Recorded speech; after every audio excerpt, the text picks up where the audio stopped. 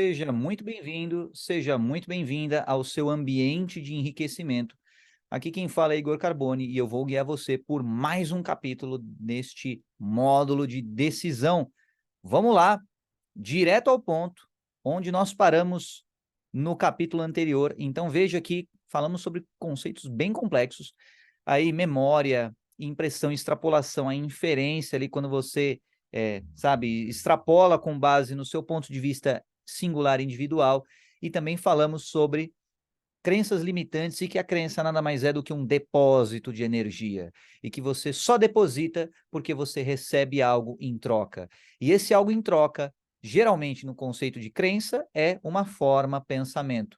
E qual forma pensamento que você está atraindo para você, que você está energizando, que você está financiando com a sua energia? Qual forma pensamento que você está financiando com a tua atenção, com o teu dinheiro? Tá? São reflexões ali para você ter em mente, beleza? Então terminamos aqui esse segundo bloco. E agora, sobre o conceito de credor e formas de pensamento, você tem as ofertas, né? Então, ofertas entre as formas pensamento, as suas próprias existências já são ofertas para você, credor, que deposita energia para elas. E essas formas pensamento te dão uma impressão ou mais impressões que podem continuar alimentando essas crenças limitantes. Então veja que isso pode se tornar um ciclo vicioso e você terminar ali no buraco sem fim. E as impressões que você tem, elas se comunicam com a sua imaginação. Então a imaginação por si só, ela é neutra. A imaginação pode te levar a ter impressões. E retroativamente também as impressões podem suscitar a sua imaginação. Portanto, preste muita atenção na sua tela mental, na sua imaginação, aonde você deposita energia para entreter os devidos pensamentos que você tem. E aqui é o conceito chave do vídeo de hoje. Nossa, cara. Isso aqui, com mais detalhes, está lá no primeiro módulo, tá? Na versão ali, depois do Platinum Ticket, né? É para Platinum Ticket, na verdade. Você tem ali uma visão mais aprofundada ainda sobre desejo, tá? Que nada mais, nada menos significa etimologicamente desiderium. Desiderium. O que é desiderium, Carbone? Vamos lá, vamos lá. Vamos voltar no ping-pong aqui. Desejo, que é o ponto de partida para você realizar qualquer coisa, é confundido de maneira até, pode ser até bem intencionada, mas ainda assim é incorreta, com eros, conceito grego, que é aquilo que lhe falta. Olha só, eu vou jogar alguns conceitos e depois eu vou tecer ali um argumento para, digamos assim, formar alguma coisa desses conceitos. Então, vamos voltar aqui para a tela para você entender. Siderium tem a ver de sideral, sideral tem a ver com estrelas, e de, nesse contexto aqui, significa longe de. Então, desiderium significa longe das estrelas. Agora, o conceito desejo é a consequência, o efeito do afastamento de você das estrelas. E aqui tem logoi. Logoi é plural de logos, que não é locus, ok? É logos. O que é logos, Carbone? Pô, um sol, por exemplo, é um logos. Planeta Terra é um logos, só está numa escala diferente. Você é um logos. Então, quando você entende que o afastamento de você para o logos gera um desejo, você começa a enxergar o mundo diferentemente. Quer ver o desejo primal? O primeiro desejo de todo ser humano é a sensação da certeza e do acolhimento e tudo mais do útero. É por isso que as pessoas buscam segurança e estabilidade. Só que o que elas não entendem é que a mãe que carregava você no útero não tinha estabilidade e não tinha segurança. Então, o que, na verdade, as pessoas estão buscando é não ter que pensar. De forma instintiva é o que elas buscam. De forma, digamos assim, animalesca é o que elas buscam. É por isso que é mais fácil, entre aspas, as pessoas se acostumarem com a certeza de um salário. de um rendimento que é simplesmente aquele, não importa o quanto você trabalhe, não importa o quanto o bebê se mexa, se não está na hora dele nascer, ele não nasce. Então veja que depois que você nasce, existe um afastamento de você em relação ao logos que gerou você. E se você extrapolar esse conceito para a psicologia, por exemplo, ou para a psicanálise, aí vai fazer um monte de coisa, vai começar a cair, vai liberar os tetris ali na sua mente, várias linhazinhas vão começar a, né, se liberar ali, vai abrir um monte de caminho. Por quê? Porque aí você entende, complexo de Édipo, putz, grila, complexo de Eletra, ou Electra, né, dependendo do seu sotaque.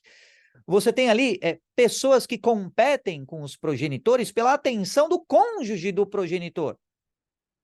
Por quê?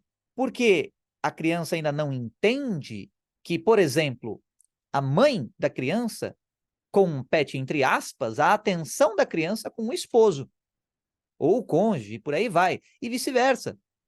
Então, por quê? Porque ela está aprendendo as consequências de se afastar de logos. Isso é muito forte, cara, isso é muito forte. Eu espero que você esteja tão empolgado e com a mente tão explodindo quanto a minha.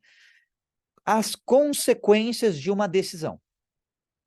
Quando você nasce, isso é uma escolha, né? Digamos assim, em termos, talvez não tenha sido, talvez você acredite que não tenha sido uma escolha 100% sua, aquela coisa toda. Bom, a questão foi uma escolha, né? Ninguém nasce do nada, do zero, absolutamente, sabe? Tem alguma coisa ali que decide por alguém, ou que você decide, dependendo da sua ramificação ali de crenças. Se você acredita no espiritismo, você acredita possivelmente que a encarnação é uma escolha da pessoa antes dela encarnar. E aí ela escolhe as condições ali de seu nascimento. E é uma escolha, é uma decisão. Beleza. Então, quer nascer? Tá bom, então veja as consequências disso. Aí, então você nasce dentro do logos e depois você se separa do logos. Então, a consequência da separação. Isso é uma experiência extremamente forte, impactante e que gera traumas. É por isso que, inclusive, é doloroso para a mãe parir, mas é necessário. A dor, ela é tão presente na vida que desde o momento do nascimento, inclusive muitas vezes antes do nascimento, já existem ali, tanto no feto quanto na mãe que carrega o feto, dores de uma parte ou de outra. E existe ali propensões a sentir dores. E o contexto da dor é inescapável para concretizar-se o nascimento. E essa dor, aí você pode me dizer assim, mas Carbone, eu fiz cesariana, então não senti dor. Então, mas e a dor emocional? E, por exemplo, muitos casos de depressão pós-parto. E muitos casos psicossomáticos e psicológicos que acometem as mães depois que elas parem. Isso é um ponto de atenção.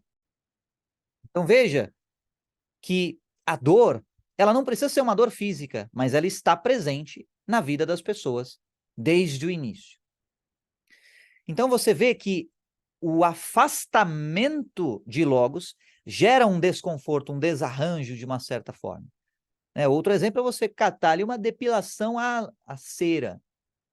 Pô, gostosinho ali, aquela coisa quentinha e tudo mais, quando ficou na pele. E depois, quando vai tirar, aí gera um desconforto, uma certa dor.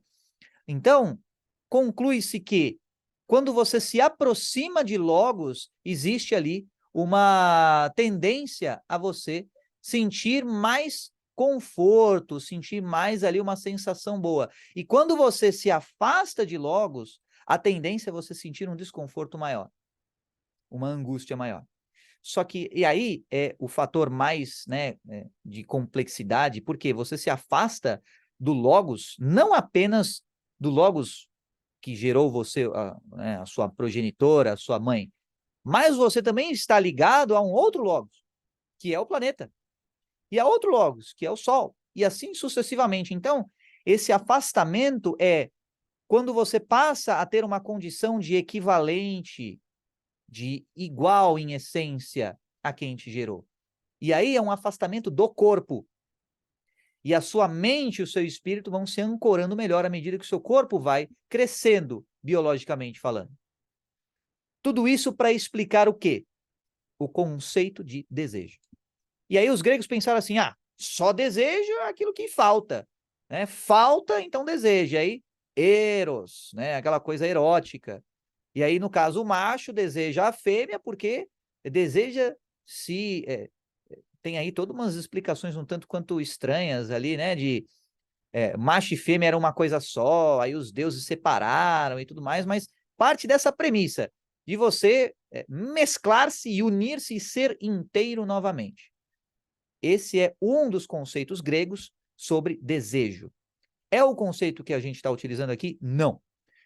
É só para te contextualizar. O desejo é desiderare, distante das estrelas, distante da abóbada celeste, distante do zênite do céu, distante do firmamento. Tá? Muitos sinônimos aí, né? Então, se distante do sideral, daquilo que está nas estrelas.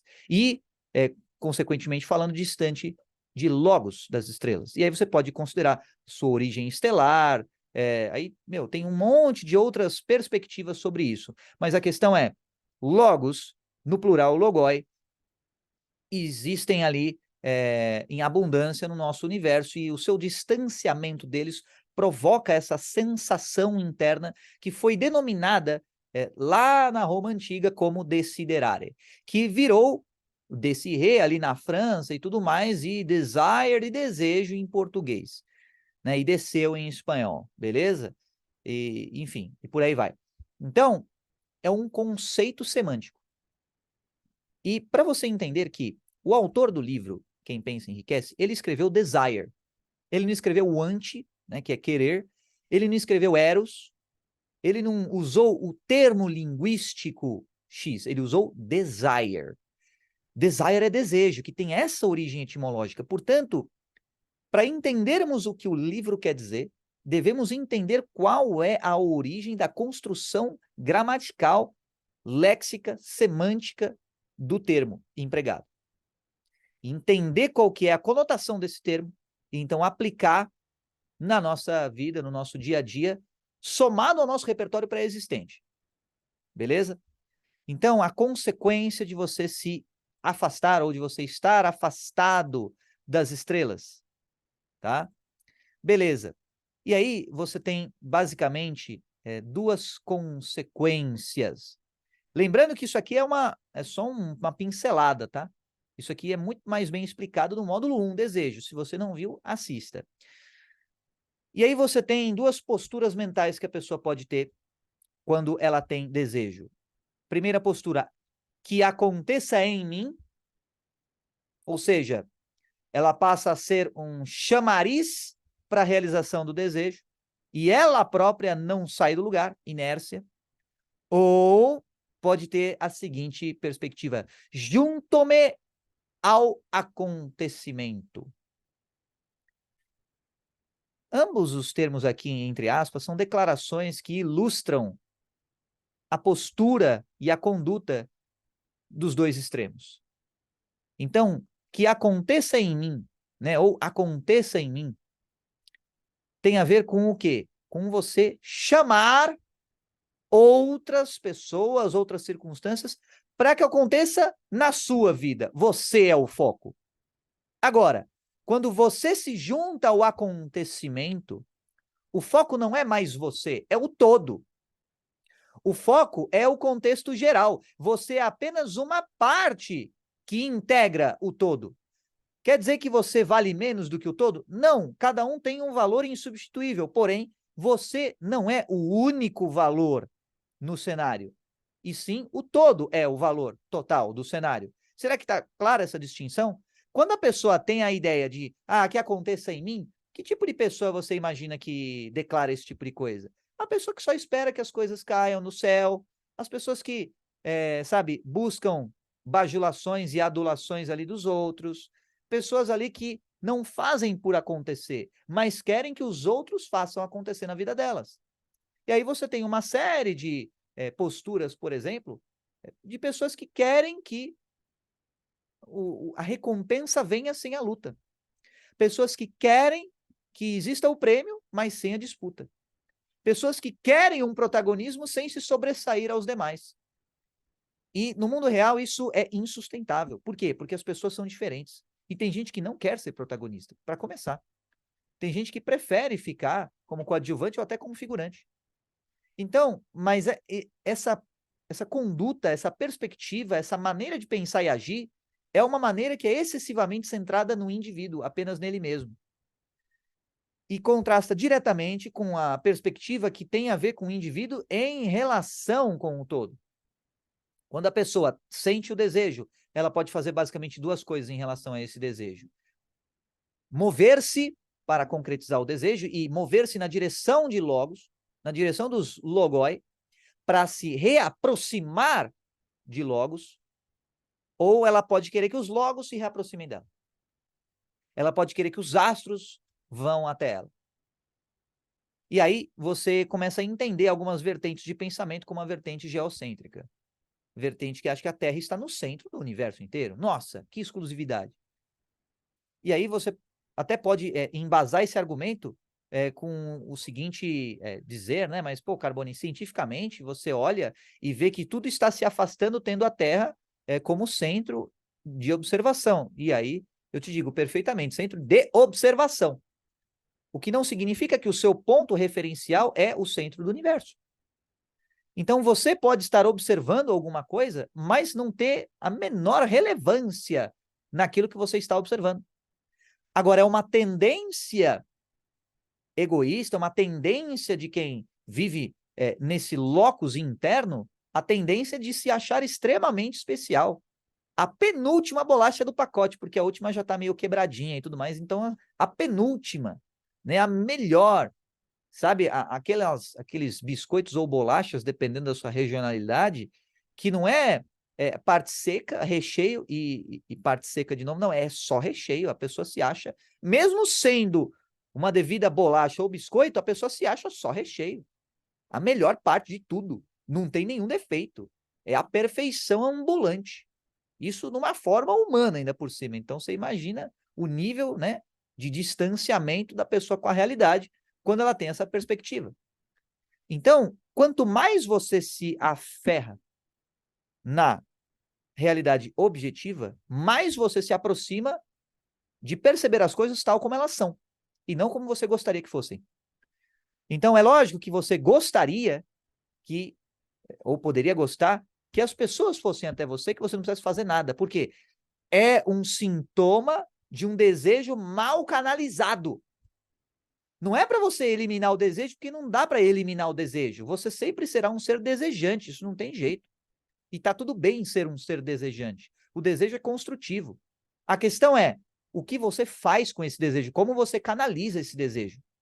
Você vai simplesmente querer que os outros façam tudo que você quer e que satisfaçam todas as suas vontades? Ou você irá coparticipar ali no ambiente coletivo, agregando nesse ambiente com a canalização da energia infinita, da inteligência infinita para o maior número de pessoas que você puder. Esse é o grande lance. Lembrando que, saiba agora, daqui por diante, que Desiderare, se você não viu ali no módulo 1, se você está ali no Starter Pack, por exemplo, se você apenas viu o conceito básico de desejo e tudo mais, que está certo, né? Não é uma obrigação você saber disso, mas agora que isso acrescente-se ao seu saber e você entenda que desejo é um efeito, é uma circunstância, que é consequência do seu afastamento de logoi, ou seja, das estrelas. Ou seja, e aí você pode utilizar essa referência estrelas com base naquilo dos seus sonhos, por exemplo, ou aquilo que te daria máxima felicidade. E aí você pode engendrar, né, ou criar um conceito para simbolizar a consequência do seu desejo, a consequência do seu afastamento. Então, é aí que você começa a entender um pouco mais o que é Eros. Então, assim, aquilo me falta, já errou aí. Na questão do Eros, tá? Então, não é que falta dentro da pessoa, não falta dentro da pessoa. Essa é a diferença entre Eros, desejo, e Desiderare, desejo. Desejo erótico e desejo desiderare. O desejo erótico falta na pessoa. Então, ela atrai os outros para preencher um vazio dentro da pessoa. E esse vazio, na verdade, o que a gente comentou antes, são os muros que foram erigidos ao redor do coração da pessoa. E é um conceito nada a ver. É um conceito, digamos assim, longe da verdadeira assertividade de enriquecimento em todas as áreas da sua vida. Já o conceito que se aproxima mais, que está mais perto, é justamente o conceito desiderário. Porque você pode ser inteiro e ainda assim estar distante de algo que você gostaria de ter. Você pode ser inteiro e se bastar por si só, e mesmo assim sentir um certo saudosismo por uma época que você nem conhece ou por uma situação que você gostaria de viver novamente e por aí vai. Então isso é um fator que está associado ao desejo. Mas não é pela época que você viveu no passado, mas sim por a consequência daquilo em você. Quando você viveu aquela época, você se sentiu mais perto de Logos. Você se sentiu mais aproximado do conceito de Logos. Você se sentiu mais integrado com Logos. Você se sentiu mais, nossa, no lugar certo. Ou seja, você se sentiu mais preenchido por Logos. A alegria do coração, o júbilo, o êxtase, isso é desiderare sendo realizado. A alegria do coração, o júbilo, o êxtase, isso é desiderare, desejo, sendo realizado. O desejo do coração. Portanto, para você realizar esses desejos, entenda a lógica do seu coração. Eu espero que agora esteja mais claro para você, porque desiderare tem tudo a ver com o desejo e tem tudo a ver com a realização dos seus desejos que passa pelo processo de você decidir. Portanto, decida, e ali, voltando para o Slideson, só para encerrarmos aqui, e tem ali o terceiro bloco, beleza? Então, temos ali o terceiro bloco e 3 blocos, basicamente, que simbolizam o desejo, que simbolizam ali você ter o locus interno ou externo. E veja que aqui, né, o bloco está avermelhado. Por quê? Porque quando se aproxima dessa ideia de inércia, de fazer com que tudo sempre vá até você, ao invés de você ir até os outros, tende a você ficar com o locus externo e, consequentemente, pautar a sua vida com base nas aparências, beleza? Então, resumo, você tem memórias por conta de impressões que a vida lhe deu, né? Então, ao contrário de um sofá, você pode se rearranjar e mudar a sua forma mental para que você não fique ali esmagado por aquele efeito, e você pode moldar a sua forma, você é adaptável para isso. E aí você tem essa extrapolação que quando você só foca na impressão, você acaba tendo, e aí essa extrapolação tende ao egoísmo, ela tende a você se preocupar apenas com a forma, apenas com o efeito. Você também tem as crenças limitantes, que vimos que aí é todo um conceito quase que bancário de crédito e débito, né? Onde você entrega uma energia, a sua atenção, o seu esforço em troca de pensamentos ofertados pelas formas pensamento que foram criadas como consequência dessa cristalização de energia através da constância da persistência ao longo do tempo. E vimos também que a crença é uma espécie de band-aid para o prescire, ou seja, para a capacidade preditiva, para a capacidade de você fazer um conhecimento estruturado com base nos eventos que ainda não aconteceram. E vimos ali os exemplos do fiador, do credor, da loteria, se você soubesse, ou até mesmo da lista de leads de vendas, que se você soubesse quem ia comprar, você não ia perder tempo com aqueles que não comprariam, porém, semi-paradoxalmente, é justamente aqueles que não comprariam que vão te ensinando condutas melhores e, não obstante a tudo isso, ufa, né, vamos respirar um pouquinho, não obstante a tudo isso, é justamente esses que lhe ensinam que farão com que você aperfeiçoe sua técnica e só precisam ensinar uma vez. A lição só precisa ser dada uma vez. E se ela precisa ser dada mais de uma vez, é porque a pessoa não aprendeu. É por isso que você não tem a terceira série 2 vezes? Apenas tem uma vez. E se você precisa fazer a terceira série 2 vezes, significa que repetiu de ano. Portanto, aprenda de primeira para que você não repita de ano. E aqui tem um mapa mega master blaster complexo para você entender esse conceito geral. E como você sai do locus interno, ou seja, autossuficiência, e passa para o locus externo, tendo a ver com nascimento, tendo a ver ali com referências a peças de mídia, música, anime, filme e o caramba 4. Beleza? Por enquanto é só. Vejo você no próximo vídeo.